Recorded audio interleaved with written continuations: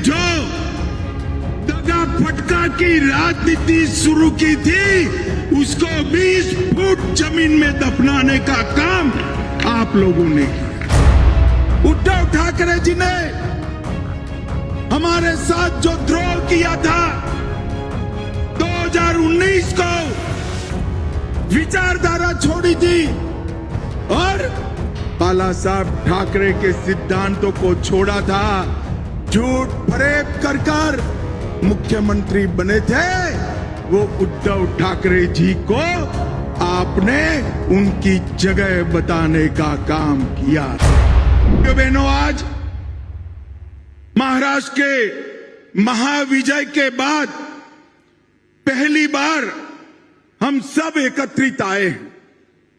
आप सबको मालूम नहीं है कि आपने कितना बड़ा काम किया है।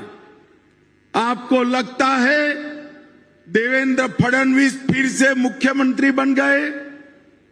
इतनी बड़ी मात्रा में हमारे कार्यकर्ता विधायक बन गए, मंत्री बन गए।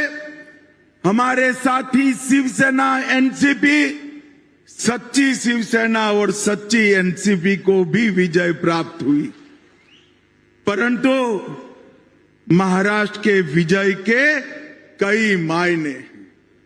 महाराष्ट्र की विजय ने 1978 से शरद पवार जी ने जो दगा फटका की राजनीति शुरू की थी, उसको 20 फुट जमीन में दफनाने का काम आप लोगों ने किया। उद्धव ठाकरे जी ने हमारे साथ जो द्रोह किया था 2019 को, विचारधारा छोड़ी थी और बाला साहब ठाकरे के सिद्धांतों को छोड़ा था, झूठ फरेब कर मुख्यमंत्री बने थे, वो उद्धव ठाकरे जी को आपने उनकी जगह बताने का काम किया है। हमेशा के लिए 78 से लेकर 24 तक महाराष्ट्र अस्थिरता का शिकार रहा। वो अस्थिरता की राजनीति को समाप्त कर एक स्थिर रास्ते पर चलने का काम एक मजबूत देवेंद्र फडणवीस सरकार देकर आपने किया है।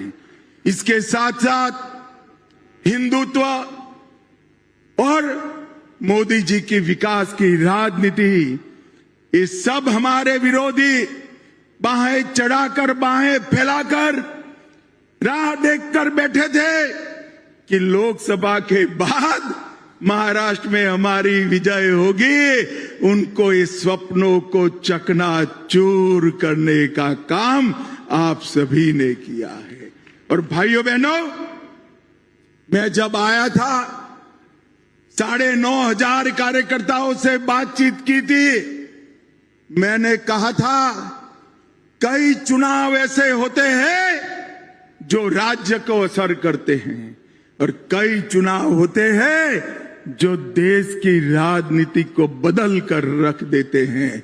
भाइयों बहनों, मेरी बात याद रखना, 25 साल के बाद इतिहास साक्षी बनेगा। आपका महाराष्ट्र का महाविजय वो देश की राजनीति को फिर से पटरी पर चढ़ाने का काम किया है।